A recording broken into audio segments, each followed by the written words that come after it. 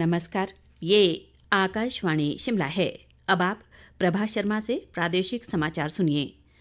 कृषि व पशुपालन मंत्री चंद्र कुमार ने कहा है कि प्रदेश में बड़े स्तर पर ट्रांसफर माफिया काम कर रहा है और शिक्षा विभाग ट्रांसफर का पिंडोरा बॉक्स बन गया है, जिसमें मुख्यमंत्री को लगाम लगानी चाहिए।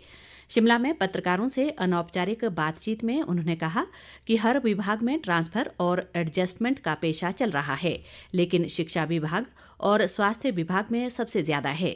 उन्होंने कहा कि कुछ लोग व कार्यकर्ता इन ट्रांसफरों में शामिल होकर सरकार की छवि खराब कर रहे हैं, जिसमें लगाम लगाने की जरूरत है।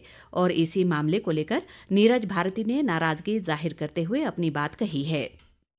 ये तो थोड़ी वो कुछ ट्रांसफर्स वगैरह वो कंस्टिट्यूंसी के बारे में कोई उनका अपना कोई गिला शिकवा था, तो रात से काफी सौहार्दपूर्ण तरीके से बातचीत हो गई और मसला जो है वो सुलझ गया। ये जो ट्रांसफर जो है ये बड़ा पंडोरा बॉक्स है और सभी डिपार्टमेंट में है, लेकिन एजुकेशन में इतना ज्यादा है कि इसको कंट्रोल करना बहुत, ना कोई हमने कोई ट्रांसफर पॉलिसी बनाई। साल के बाद 1.5 साल के बाद इस तरह हेल्थ में देख लो, पूरा 3 साल नहीं करते और जो है वो 4 लीडरों की रिकमेंडेशन लेके, यानी कि ये होल टाइम पेशा हो गया है ट्रांसफर एंड एडजस्ट।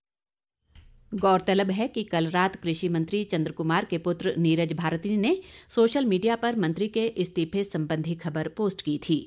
इस बीच चंद्र कुमार ने केंद्र से 2023 की आपदा के लिए मिली 2006 करोड़ की राहत राशि को ऊंट के मुंह में जीरे के समान करार दिया और कहा कि जितना नुकसान आकलन हुआ है उसके मुकाबले कम राशि केंद्र सरकार से मिली है। 17,000 करोड़ रुपए का अनुमानन जो था वो उस वक्त रात का दिया, उसको हमने सबमिट किया था कि इतना नुकसान जो है वो हमारा हुआ। लेकिन मैं तो अभी इसमें पढ़ रहा हूँ प्रेस में, कोई भारत सरकार से कोई इस तरह का अभी कोई आदेश नहीं आया। 2006 वो कह रहे हैं नेट की स्टेटमेंट, तो 17,000 करोड़ रुपए का अगर नुकसान है और उसमें से 2,000 से, तो आप खुद ही अंदाजा लगा दीजिए कितने % पैसा आपको मिला है राहत का। तो वो ये है कि वो ऊँट के मुंह में जीरे वाली बात है। तो ये आपदा का पैसा हमेशा जो है वो एक टाइम में दिया, एक तो डिले है, दूसरा दिया भी तो उतना ही दिया जो % कुछ भी नहीं है उसकी। एक देश एक चुनाव पर मंथन के लिए सांसद पीपी चौधरी की अध्यक्षता वाली उच्च स्तरीय समिति इन दिनों शिमला के दौरे पर है। समिति ने कल प्रदेश विश्वविद्यालय, राष्ट्रीय विधि विश्वविद्यालय और बार काउंसिल के पदाधिकारियों से चर्चा की। बाद में समिति के सदस्यों ने राजभवन शिमला में राज्यपाल शिव प्रताप शुक्ल से भी शिष्टाचार भेंट की। राज्यपाल ने समिति के सदस्यों से बातचीत की और उन्हें हिमाचली टोपी और शॉल भेंट कर सम्मानित किया।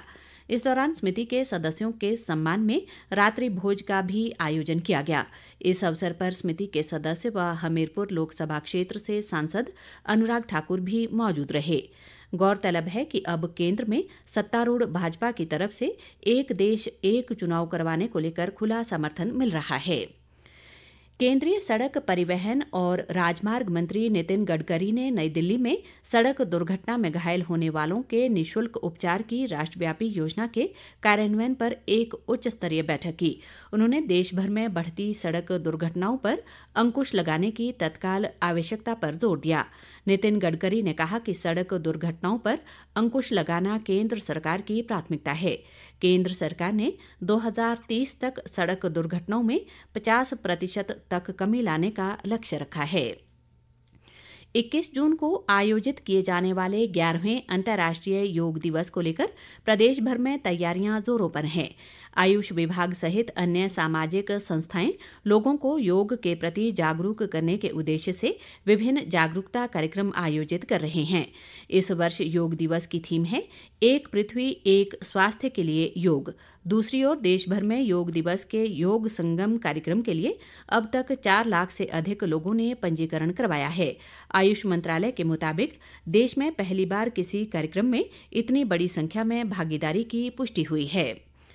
निर्वाचन आयोग ने मतदाताओं को मतदाता फोटो पहचान पत्र उपलब्ध कराने की प्रक्रिया में तेजी लाने का फैसला किया है। इसके लिए एक नई मानक संचालन प्रक्रिया शुरू की गई है। इसके तहत मतदाता सूची में नए मतदाताओं को शामिल करने या मौजूदा मतदाताओं के किसी भी विवरण में बदलाव के साथ ही नया पहचान पत्र 15 दिनों के भीतर उपलब्ध करा दिया जाएगा। इसी के साथ ये समाचार बुलेटिन समाप्त हुआ। हमारा अगला बुलेटिन आप सुन सकते हैं शाम 6 बजे। नमस्कार।